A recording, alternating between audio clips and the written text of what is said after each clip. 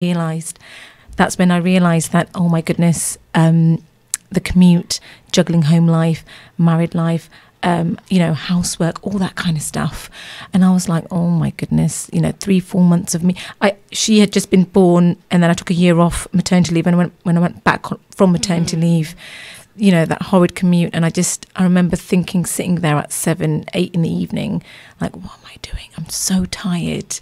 And then thankfully for me, the company that I work for introduced the home-based working.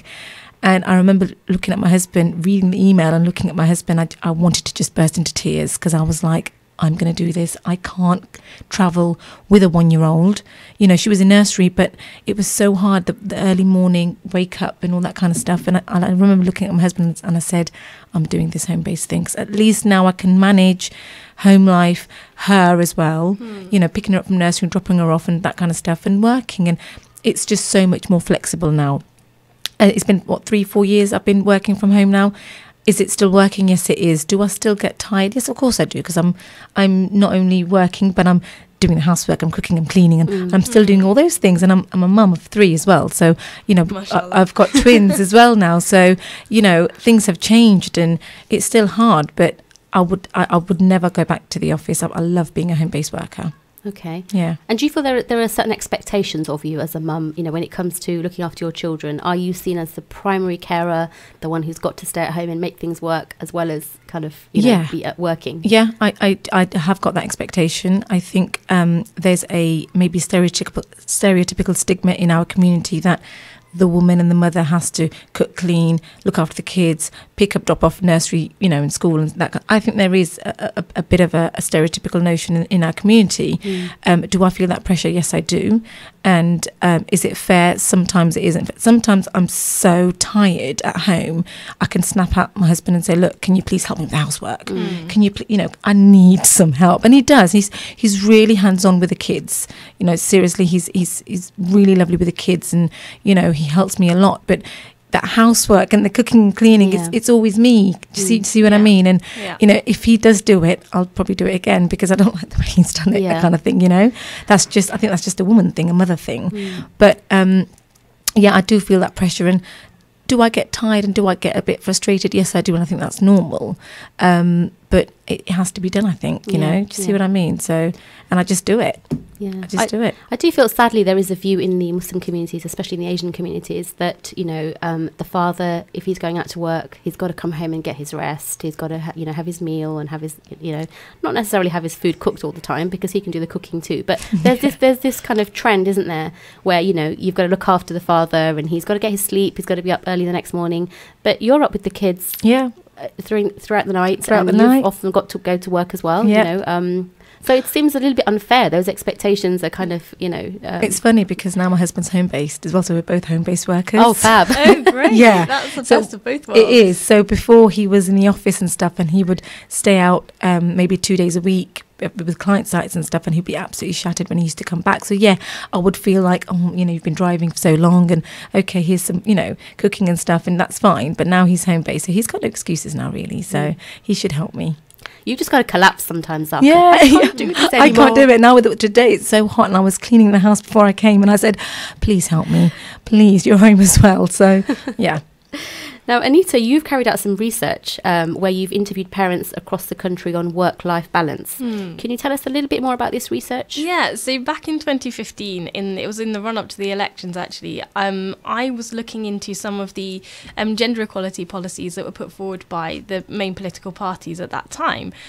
So there was a lot of those policies around gender equality were actually around work-life balance. So creating more opportunities for women to work after having children, and just working against the discrimination that women often face when they're pregnant and have children. So I think that year there was a statistic by, I think it was the Institute of Management, which estimated that 50,000 women in the last year had been discriminated against because they were pregnant, and whether that's losing their job or not being employed because of pregnancy. But there was another really interesting statistic. So in that year, it was the year before all of the parties were proposing to bring in shared parental leave, and we interviewed men about that because there was another statistic that came out which also says, this was also Institute for Management, that statistic was really interesting because it said 86% of men would like to share parental leave in the first year of their children's birth, so they wanted to, but when they went on and asked how likely would you be to take this up, only 26% said, so that's a 60% drop, only 26% said they would.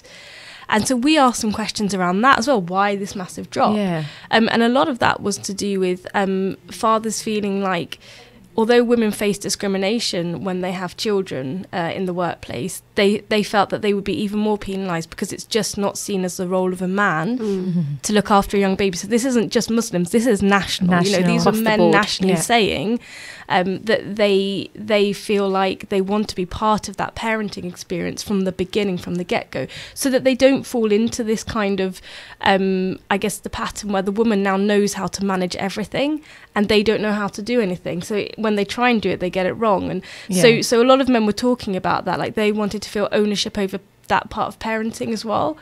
Wow. But the penalty at work was going to be, they felt, even bigger for them than it had been for women for all these decades. So that was like the perception of it. It'd be really interesting. I don't know how much that has shifted now. I mean, men get more parental leave than they did back in 2015 now. And I know quite a few people in my circle who've taken it up. But it was really, really insightful. I do wonder if that's a way to shift things, shift the trend by perhaps, encouraging more dads to become stay-at-home dads, and perhaps more women kind of staying in their careers and continuing on their sort of professional development and on the ladders they're already on. And perhaps I wonder if that would perhaps help to shift the whole culture we have against, women being discriminated at work. And I think like the research that we did and the other there was a lot of research going on about this at the time, because it was such a big thing. And I think at that time, the kind of the committees, if you like, overlooking these big businesses that were moving towards giving shared parental leave were saying what it will probably do is mean that there is some sort of general parental discrimination. And when it's general, then we'll deal with it better than we have been doing now, because up until that point it was a woman's problem, and now it becomes a parenting problem. But it's really interesting because I think one of the things that I thought a lot about when I was doing this study was the prophetic model, because it's only now it was in 2015 that we got shared parental leave. But at the time of the Prophet, peace be upon him, he would be there with his children. He played with his children. You look at the books, I've been asked to give references today, but so to put that out, I'm just going to say the books I've studied on this that are amazing, that give you such an insight into his life. If you look at Ibn Kathir's book, if you look at Al-Qurtubi's stuff on, so Al-Qurtubi's written a lot around just the life of the Prophet, Khadija radiallahu anha, and the children and how he was with them. Just read that stuff and you'll see for yourself that maybe Qurtubi's not as accessible. Ibn Kathir definitely. You can see how involved the Prophet peace be upon him was with his children's life, and how Khadija was still working. She was still, superior to him in terms of work and in economic income, and it was thanks to that she was able to support the Ummah financially, whilst he supported them in a pastoral way, and obviously with his prophecy. And I thought, subhanAllah, we're only just getting shared parental leave now. Like, that was the example of Rasulullah. And then I thought about the Muslim community, and I was like, but how far are we from that example? Because we're probably the extreme of the British example, in where, it's frowned upon for a man to be at home with his kids. It's so sad. It really is. And it's crazy because that's not our example. No. Like, I just wonder where that comes from. Just like sometimes I see, a lot of the older generation say, why is the father doing this? Why is the father changing the nappy? Just the small things. And it's like, well, it's his child. So what if he is, and why is the dad giving milk? And why is the dad doing this? And it's like, he's the father of his child. He's the parent. He's the parent. This is his role. It's his role. And I just find it quite astonishing, because I remember when my husband used to do all these things, and a lot of people said, why is he pushing the bush down? And it's like, are you serious? We're in this modern day age and you're talking about that. And I thought, oh my goodness, I just couldn't understand it. I really couldn't. It'll be interesting to hear what our listeners think, and what experiences they've had. The studio number again is 01733 602 133, and the text and WhatsApp line is 07745 278 978, or maybe drop us a message on Facebook Live. But let us know what your experiences are, what you do in your life that perhaps works for you, within your parenting roles. Anita, could you share with us some of the incidences or some of the hadiths from the Islamic sort of from historical books, information that we have based on the seerah? I've actually got a really nice article that I pulled up for this as well, so people can go and read for themselves. But maybe I'll start with a couple, and then I'll go to this article, which is from aboutislam.net, because then you can go and read up on it. Sure. Okay. So I think the most beautiful hadith actually at the time of Rasulullah are those which Sallallahu Alaihi Wasallam were those at the time when he's married to Khadija, right? So this is where he has most of his children, doesn't he? He has 6 children, actually, although 4 sort of make it to adulthood. And the stories, there were so many stories there. So maybe what I'll do is summarize what the household is like. So the household with Muhammad and Khadija and the 6 children is a very loving one. So when you read these stories, there's a lot of warmth within that household, and it's described as a household with warmth, that when one was to walk into that household, they would feel the warmth of the family. There was so much love shared between them. First of all, there's a partnership of Khadija radiallahu anha and Rasulullah Sallallahu Alaihi Wasallam, right? Which is when Khadija wasn't able to do something, then Rasulullah would take over, whether that was in parenting or in work. When she got tired, he would help her. And the same happened the other way around. So this was one of the things that's pointed out about their household, is that they worked really together as a team. And when one was flagging, the other would help out. And you even saw that through the prophethood. So this is pre-prophecy, right? Like the children come before the prophecy comes. So even then, after prophecy, that kind of carries on insofar as, when the Muslims are at their time of real desperation, when they've been sent to live outside the city of Mecca and isolated from the city, it's Khadija who manages to get the goods in on, camelback through her contacts, basically, and who is able to fund basically the feeding of all the Muslims for those 2 years where they're ostracized, right? Whilst Rasulullah, he has other things to worry about. He still needs to encourage the spread of this religion. He's going out to other cities to encourage it. So she's sort of almost staying at home, making sure that the Muslim Ummah, the Muslim Ummah is safe and fed and living, and he's able to then continue to receive revelation, spread the word of Islam, and also go out to the places. He went out to the other cities to try and spread Islam, to try and find a place of safety for them. And so even in the greater things in life, the outward things, the public arena, they supported one another, and in the private arena, the looking after the children, the changing the nappies, the feeding the children, the hugging the children, the taking them to bed, kissing them, all of these things they shared. And so there's a lot in the hadith. When you read all of the hadith about the household of the Prophet _, there's so much about him hugging and holding and kissing. And his children were so attached to him. We know, it was no mistake that Fatima radiallahu anha, she died very soon after him, because they had remained so close through their whole life. He had such an attachment to his daughter, and she did to him. And actually, that mercy of the Prophet ﷺ to children, it went beyond just looking after and loving and holding his own children. It was other children as well. So there are so many different narrations, and I'm going to just duck down under the desk and get a couple out here because they're so cute. And I really want that's fine. It'll be great to hear some more of these. I mean, I'm sure that as mums as well, Zaki, I'm sure you'll agree with me. Many of us often wonder what it was like in those days, what it was like in those times when if the baby would cry, how they'd share the sort of responsibilities, and how as mums we find ourselves waking up at night all the time. You find that a child is sick and you're up constantly throughout the night, frustrated and tired and all sorts, and you kind of bounce off each other, husband and wife, like you do it first, now it's your turn, you wonder what it was like back in those days. Would you kind of, husband and wife, would you argue with one another, like it's your turn now, it's my turn now, they just probably got on with it very calm and collectively, probably. Amazing. I'm not, but there are a couple of stories from that time. Okay. I want to see. I want to hear it now. Get to them. I'll tell you one on that in a minute. Because there's a really funny one on that. So the cute ones I wanted to say first. There's where is it? So this is an article. I'll let you all know because you can have a look at it. So this is on aboutislam.net, and it's called 9 lovely hadiths show the Prophet's care. Sorry, these 9 lovely hadiths show Prophet's care for children. It's a really, really nice article. And and so, you know, this guy kind of starts off, actually, the writer, talking about his childhood and how he didn't necessarily grow up with a lot of love and compassion from his parents because it wasn't in the culture. So that's why he's written this article, to show that really it was in the time of Rasulullah. And sorry, I'm leaning back from my mic.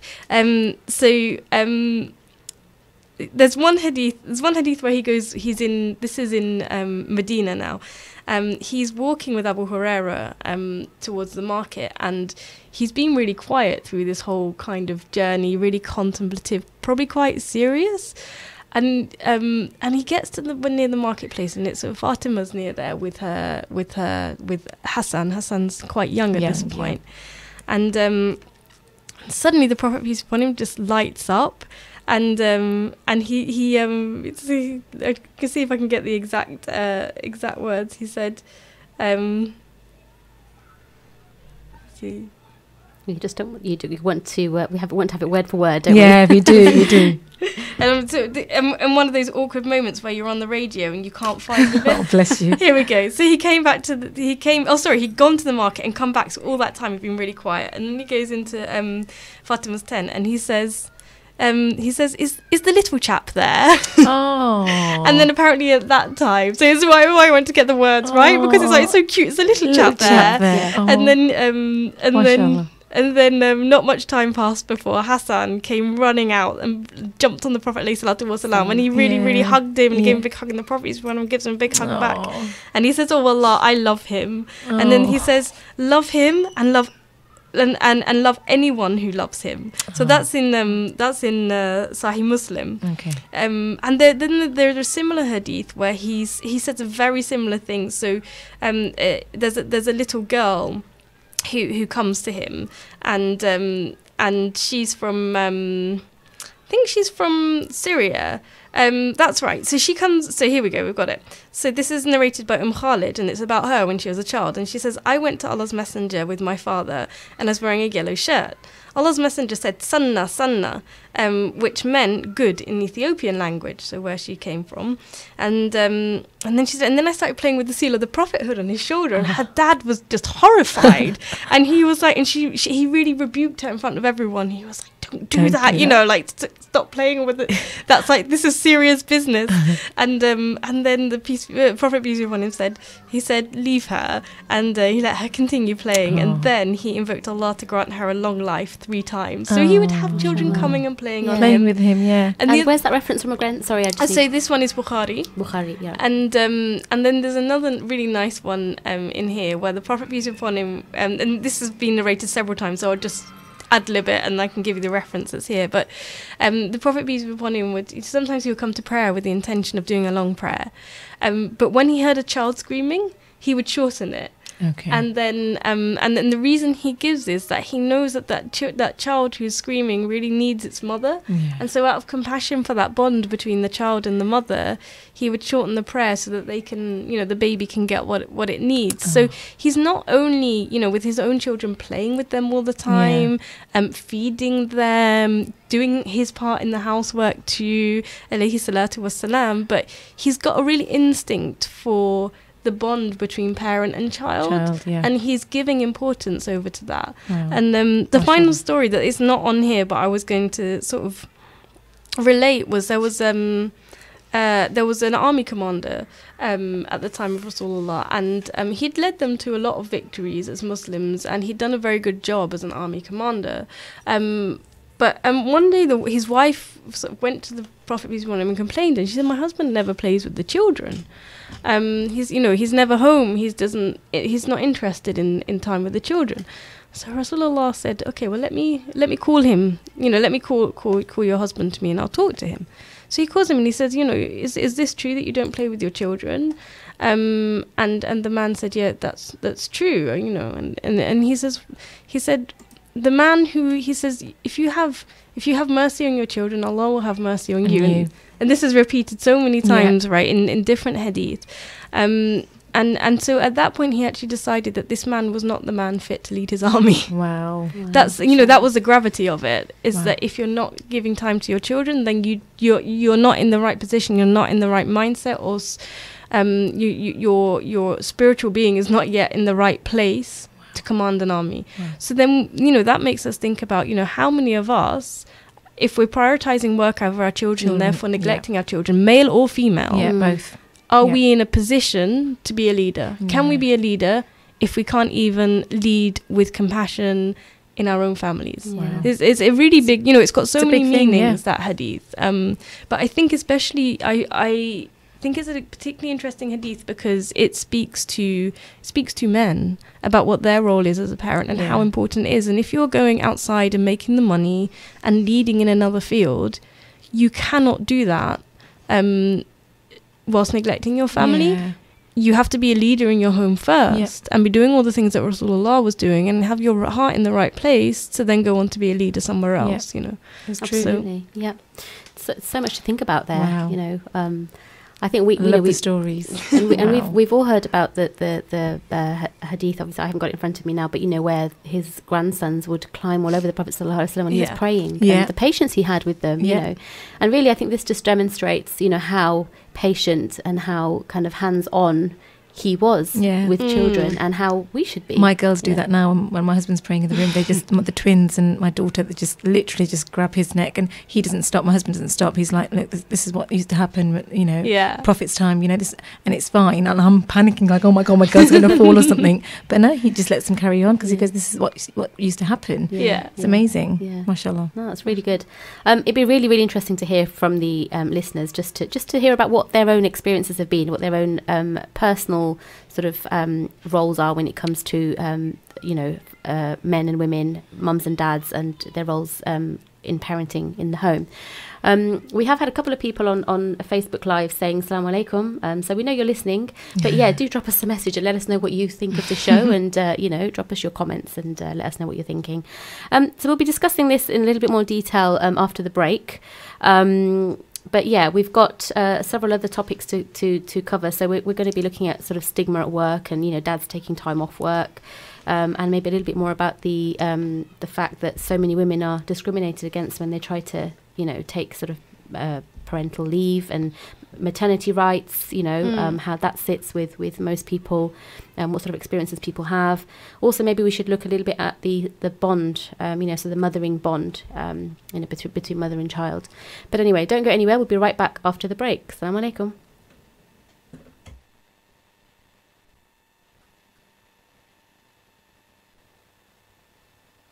You're listening to Salaam Radio, and it's now time for Zohar Azan. Allahu Akbar, Allahu Akbar, Allahu Akbar,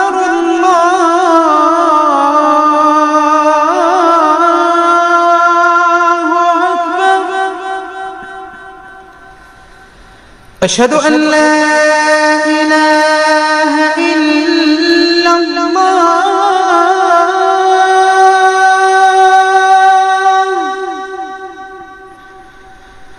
Ashhadu an la ilaha illallah,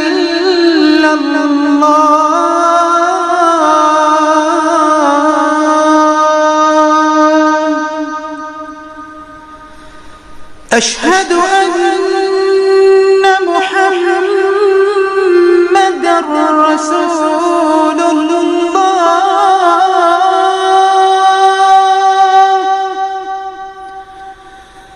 Ashhadu anna Muhammadar Rasulullah,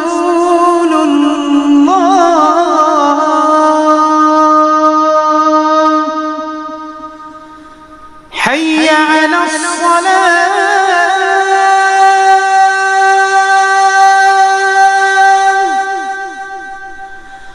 Hayya ala as-salah,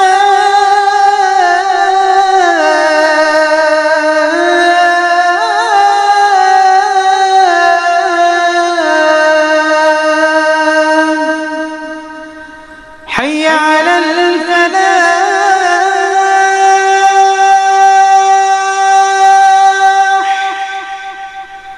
Hayya ala al-falah.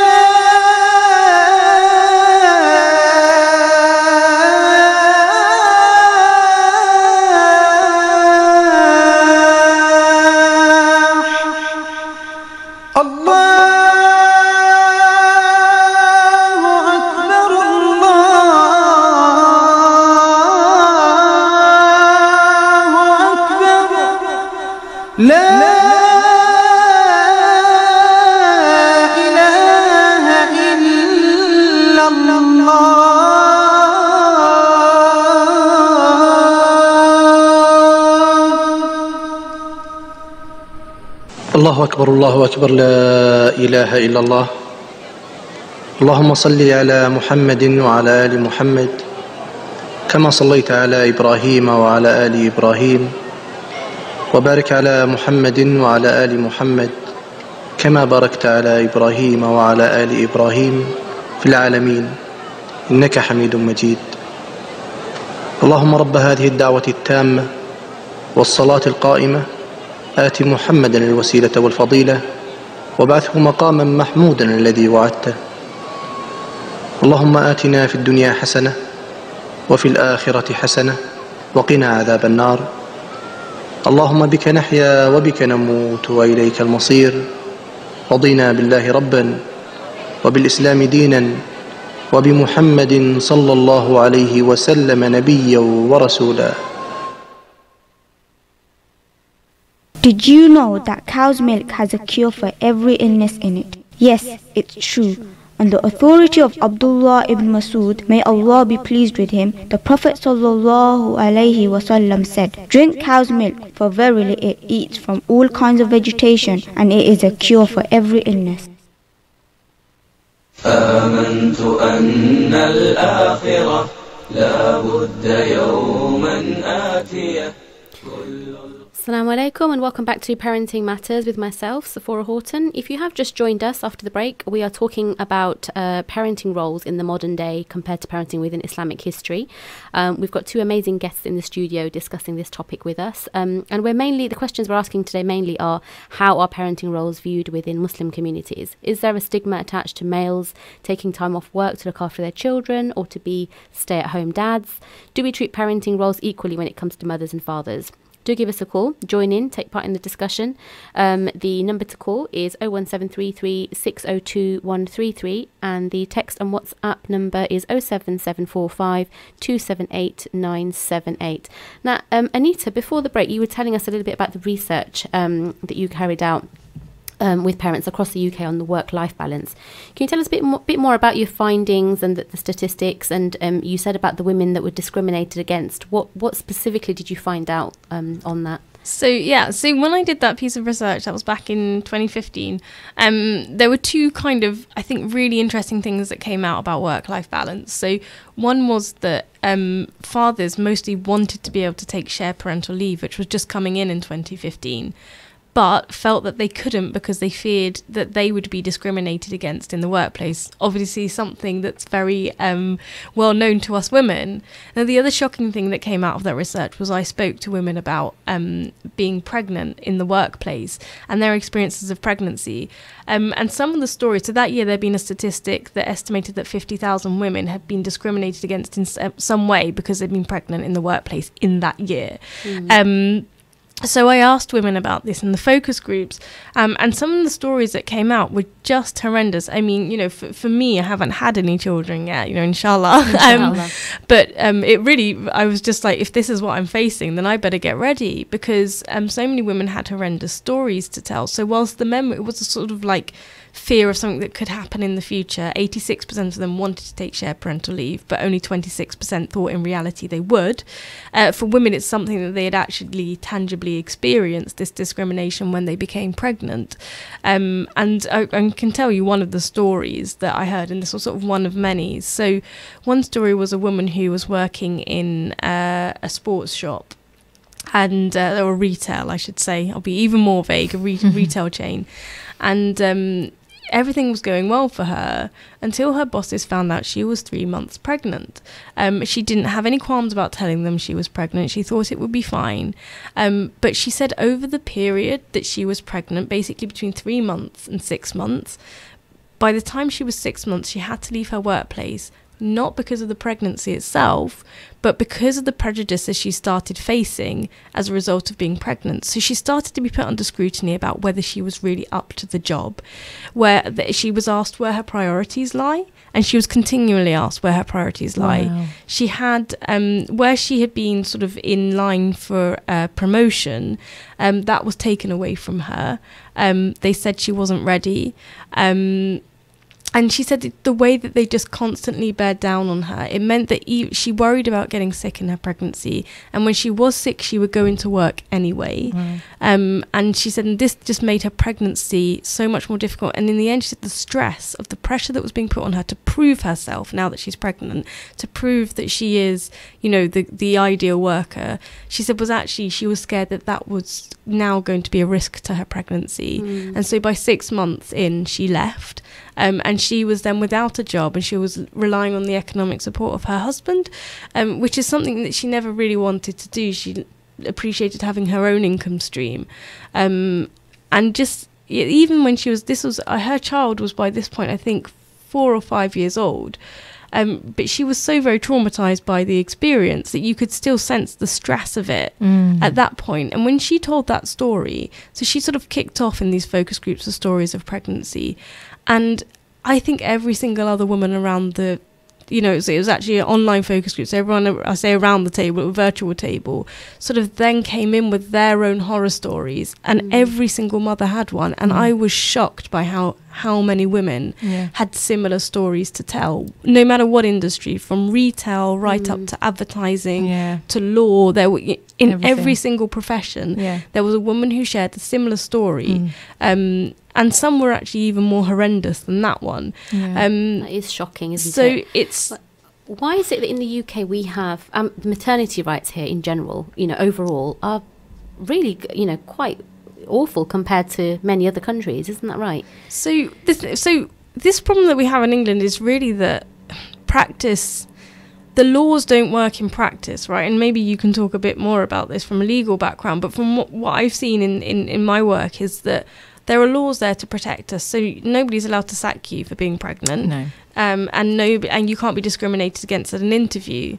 But try proving that was the case. That's it. And try taking the employer to court under any form of gender discrimination. So hard to prove. It's hard to prove, and you've got your reputation on the line. If you take your employer to court, especially in business, you know, I was working in advertising before, like that's such everyone's in bed with everyone, sorry for you know, the phrase, but, you know, everybody knows everyone, I should probably say. And if you take your employer to court, that's it. That's the end of your career.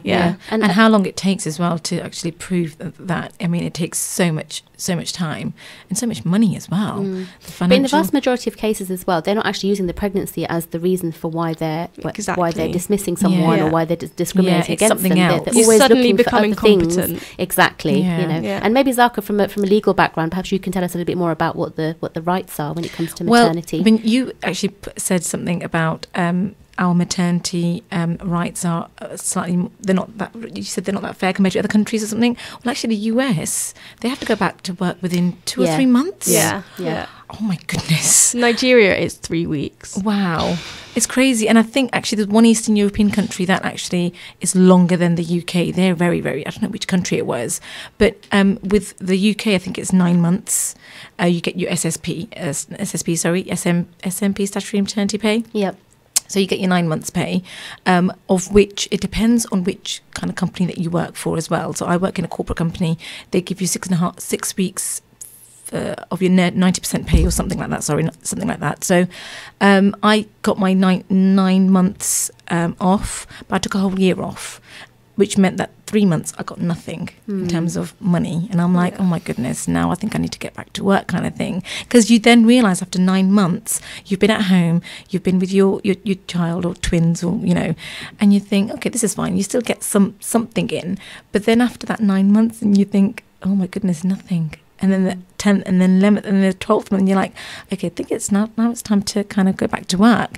And then I kind of start comparing to the US, and they only have like 3 months, and I thought, your child is only 3 months old. Yeah. I mean, how can you possibly leave your child at 3 months? Actually, it's also in America, it ends up being a piece of social engineering, and that women, obviously you want to stay with your children, so women will rely on their husband's income. Yeah. So you kind of go back to that model where you rely on the income of the husband, just the one income. You know, in a lot of there's been a lot of research written about that and what it does to the family unit, and it's not always great. No. Because but in contrast to that, there are also countries out there that give you much better maternity rights. Yeah. And I'm not entirely sure which countries, Norway. but Sweden, Finland, I think I've as well. heard, yeah. Are, you know, they're giving you up to sort of 2 years, I think, in some And it's cases. fully interchangeable there. So man or woman can take that. Yeah.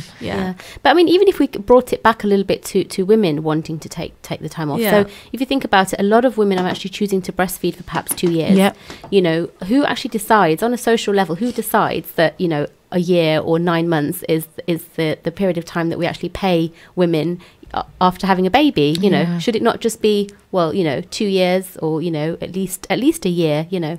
But I think it's kind of worse, I think, with the Muslim communities, because I think just a point that I wanted to make was that, you know, that dads aren't always the main breadwinners or the higher earners anymore. No. Are they? Not in every case. And, you know, perhaps families where the husband is from the Asian subcontinent, you know, the wife maybe she's born and educated within the UK, she may have better job prospects and higher earning potential. Is it fair then, you know, in situations where the mother feels pressured into being the main breadwinner as well as raising all of the children, you know, because that's what women are ending up doing? Yeah. Well, when I got married to my husband, we were both working, and I remember when I got pregnant with my eldest, he wasn't working. He was out of work for a good 4 to 5 months. He was made redundant from his previous job, and then he was looking for roles and stuff, and he felt absolutely awful that he wasn't working and I was working. And he was like, you shouldn't be, it's not fair on you, because I was pregnant and stuff and all that kind of thing. And then he got his breakthrough and he got a really good role, and it was actually a contract role in Africa for 5-6 weeks. And he thought, and he looked at me and said, Zaka, I want to take it, but I can't leave you for 5-6 weeks because you're heavily pregnant. And I said, no, take it, it's fine, I've got the family, it's okay, take it, it's going to look good in your CV, you're going to have vast amount of experiences coming out of this, you're going to Africa. So he went and he left me, and I was heavily pregnant. I think it was about 7 months at the time, but he absolutely loved it and he didn't regret it. But it was this huge weight lifted off his shoulder that he got something, because he was so, I could see in his eyes that he really didn't hate the fact that I was working, because I had to work, but he was, I think, disappointed that he couldn't also provide, if you know what I mean. And, you know, and ever since then, mashallah, we're both working now, but he hates the idea of not working and just me working, if you know what I mean. I think there's different, obviously people are different, and, you know, they come from different backgrounds and stuff. And I remember a lot of my family members and his family members kept saying, why are you not working? What's happening? Why are you not working? It's just that added pressure, isn't it, of the whole family and friends and community kind of saying, she's working and you're not. You know, it's that kind of, again, stereotypical notion that a man should be working too. And it kept kind of really niggling at him. And then he got his breakthrough, and mashallah, he did really well. So, yeah, so it's just one of those things, isn't it? It's really interesting, because I think that's something that does traverse kind of the Muslim and non-Muslim divides, because my family and my husband's family are not Muslim, but we've, alhamdulillah, like we've both just taken in different years a year out of our work to kind of realign our priorities and I guess get ready for parenthood. So he's in his year out now, and mine was last year, and it's been really beneficial for both of us to do that, because we've been able to dabble with different things that we'd like to do and kind of change the trajectory of our career. And, you know, I financially depended on him in that year, and this year he's financially dependent on me. That's interesting. But what's interesting is my family said nothing when I was financially depending on him. But now he's financially dependent on me. It's a whole, you know, maybe it is just the Asian side of my family who said this. Interesting, isn't it? And so, you know, so especially my chacha, my uncle, he's really like, what's your husband? What's he doing? And, you know, is he back at work yet? Is he looking after you? And it's just like, first of all, I earn more than him. So it's like, I can look after, thank you very much. I can look after us pretty well. Thank you. Goodness. But, you know, it's, and second of all, he's just given me this time off. Why should I not give him this time off? So there is that kind of, I think that crosses cultural boundaries. I don't think it's an Asian thing though. I think it's kind of maybe globally, like nationwide, is this just this stereotypical thing where, I mean, I remember studying it in sociology, you know, males are the breadwinners of the family kind of thing, you know. It's not, I don't think it's an Asian culture thing at all. I think it's very nationwide that they think that a male should go out to work and the woman should stay home and cook and clean and look after the kids. Whereas actually nowadays, women, I think, are the breadwinners, they're the housewives, they're the mother of the kids. They literally have all the roles. Yeah. Well, I suppose even when you look back to Victorian times and some of the sketches I've seen of, you know, 50s, like women, or, you know, even earlier, you know, sort of being there when the husbands came home from work, you know, and she'd have a newspaper ready to hand to him, and his slippers, and dinner cooked, and house spick and span. You know, that just doesn't happen anymore. No, it's it just doesn't. not reality. It's not reality. And you know what, I think the thing that troubles me most about that is people, when they're saying, oh, this is how it used to be, you know, some people lament that, like, oh, women used to know how to be women and men used to know how to be men, as if that was always the reality.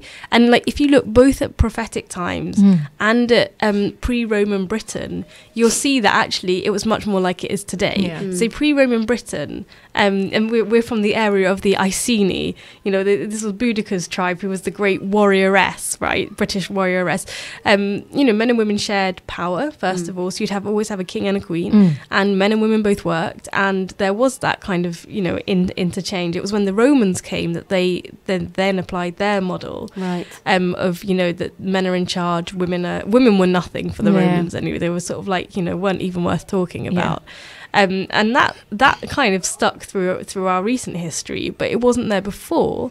And also, if you look at the time of the Prophet, peace be upon him, what's amazing is, if you study Meccan society and Medinian society, these two were very different. In Medinian society, women always worked. It was an agricultural economy, which meant that the farming was done by men and women. Obviously, Medina was established by a matriarch. Mecca was established by a patriarch. In Mecca, women didn't really work because the main trade was trade. So it meant travelling, you know, dangerous journeys up to Syria, down to Yemen.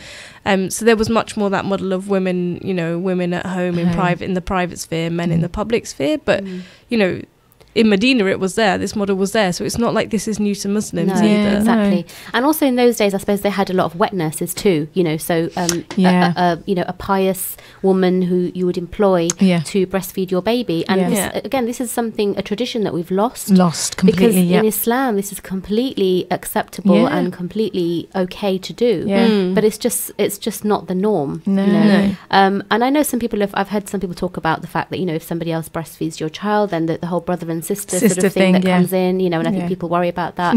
But I think as long as you know which child has been fed and exactly, you know, then I guess it's easy to sort of to get around that. Yeah, my sister-in-law actually fed, it was her, was it boy or girl at the time, and her brother had twins at the time. We've got a lot of twins in my husband's side of the family, and she fed one of the twins because she was crying and stuff, and she said, okay, here you go. And then they were like, oh, what are you doing? No, don't do that. They, you know, some of them were like, oh, don't do it. And she's like, why not?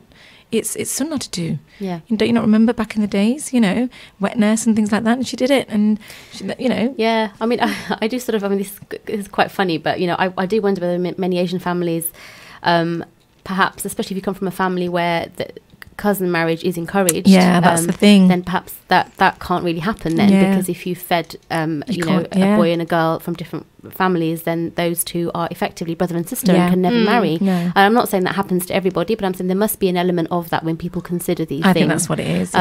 But there are still parts of the world where this is practiced. You know, wet nurses still exist. It's a prophetic, it's a tradition from prophetic times, and it grows the community in a way as well. It's another way of creating bonds within the community, isn't it? And also there are so many reasons for why a woman might not be able to feed her own child. Exactly, you know, and rather than giving them powdered formula milk, which really is not the best thing. No. Surely you would look for an alternative. Exactly. But I wonder if there's a way of bringing that back. But also going back to parenting roles, I was just going to say there is another angle to all of this, and that's, you know, that some women might come out and say, well, I'm not a great mum, or I don't really feel comfortable, you know, spending all my time with the children. And you know, in contrast, you might get some dads who say, well, I don't think I'm a great dad, and I don't think I should be spending all my time with my children. What do you think of that?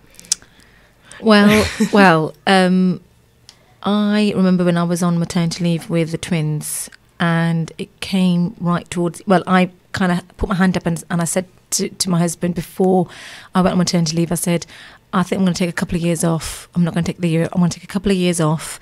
I want to spend time with the twins, bond with them, play with them. I literally was so adamant that I was going to do that. Come when the twins were born, about 9 months down the line, I was like, I'm ready to go back to work. And he's like, why, what's happened? And I said, I think because it was too much for me, you know, the twins and double of everything, and then I had my 4-year-old at the time, and I was like, I need to do something other than changing nappies and singing, you know, baby songs and all that kind of stuff, and you know, I need some rest, and that's when we decided to put them into nursery, you know, and I went to work, and for financial reasons as well, of course, I went back to work and things, you know, everybody's circumstances are different, but I think the whole kind of 2-3 year stay at home, I was like, no, I think I need to go back to work. And does that mean that I am not a good mum? No, because I did as much as I could in that first year to bring them up in a routine where, right, they're fine now. They're good. They're in a good routine. I've established their feeding, their nap time, their sleep time. They need to go into nursery because I want them to develop a bit more. And it works, and it's still working. You know, I never wanted to put myself down. A lot of people said to me, "Oh, they're so young. Why are they in nursery?"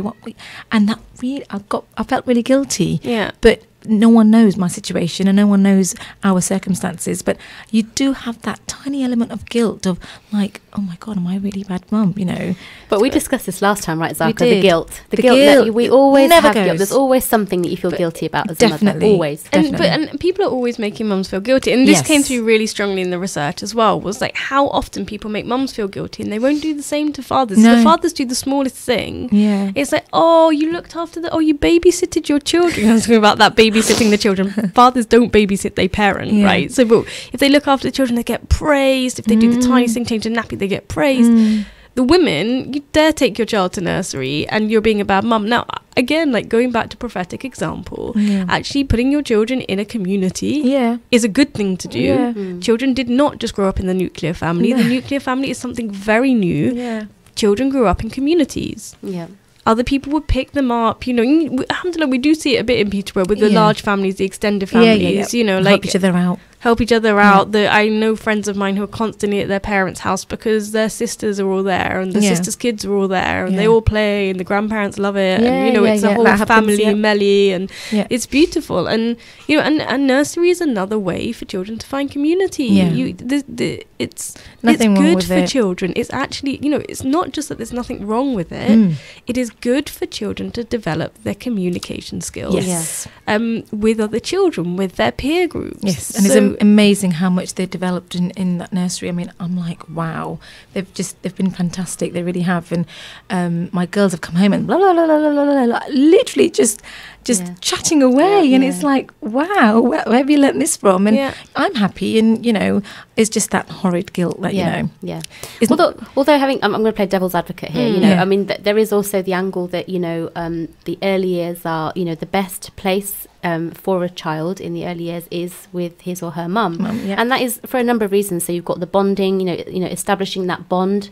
So what I think is dangerous is before the mother and the baby have established that bond, and the mother then puts that child into a nursery or you know, brings somebody else into the picture to become the main caregiver of that child, is where the problems can arise. And this comes down to all sorts of things like the cortisol levels in a baby, the stress hormone, you know, because the baby picks up on the fact that the mother is not there. So, but the baby also, you said something really important, the baby also picks up on the fact that the mother is stressed. And this is where I think, you know, those studies have missed a trick because they also don't look at father-baby bonding, which is, I'd love to see more studies into that, because I think that's also incredibly important. And again, something we see in the example of Rasulullah. If the mother is overstressed, the baby picks that up, and the baby will not just pick that up for that time. That's when the baby is working out how to self-soothe.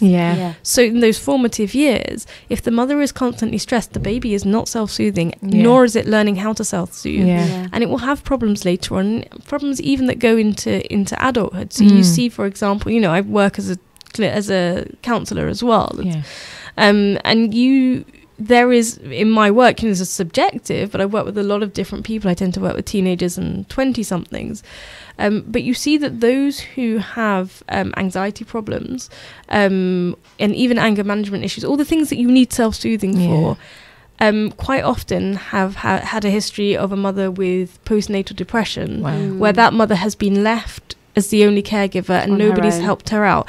And I think this is something really crucial that we need to start interrogating more, because there is what the research says, but there's also the research that hasn't been done. Yeah. And there are more and more psychologists like me who are suggesting that actually we need to start having a look at the father-child bond. And because, you know, more fathers are now taking this role anyway.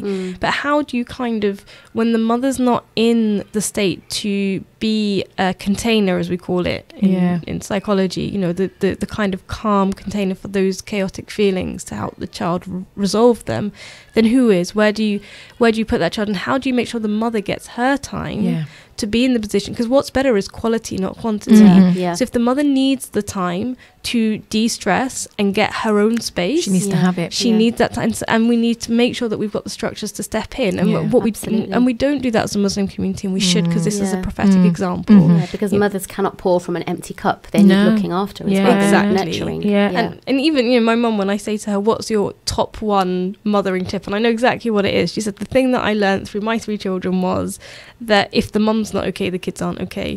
So the first thing is look after mum. Wow. And I completely agree. Well, it'd be really interesting to hear a bit more as well about the whole father-baby bonding, you know, because I know that in hospitals, especially when babies have had surgery or they've been sick for whatever reason, they do try and encourage both mother and father Skin to to give skin. them skin to skin. My brother's contact. been doing that. Because there are studies, aren't there, that show that how much it helps the baby, you know. So there needs to be more research into that, and it'd be really interesting to hear more about, you know. But that's the only thing that I have seen, though. What else do they do in terms of father and baby bonding? I mean, the only thing that I've seen in the hospitals is that just that skin to skin. You know, my husband gave it to all 3 of my girls, and it was amazing to see, and they were so relaxed, you know, more relaxed with him than they were with me, actually. And I remember my eldest, she would only sleep on his chest, and it's like, okay, fine, you can do it, you know, but that's all I've seen. I haven't seen anything else other than that. So I think that needs to be explored. Like my brother did it as well, and I have to say, so I've got a mashallah 2-year-old nephew. So cute. Mashallah. He's so cute. He's so attached to his father, and I really think that had a lot to do. So my dad actually did share parental leave with my brother shared parental leave with his wife, and they've had about equal amount of time with their son. Okay, I'm sorry, that's all we've got time for. We've completely run out of time. I don't want you to get cut off, Anita. But you know what? This is a really interesting topic, and perhaps we should revisit it again sometime. Definitely. There's so much more to discuss on the topic. But thank you very much, both of you, for coming in today. It's been really interesting, and thank you as well for sharing all of the Islamic hadith as well. Thank you also to our listeners for tuning in, and do tune in again to Parenting Matters Wednesday from 1 to 2. Assalamu alaikum.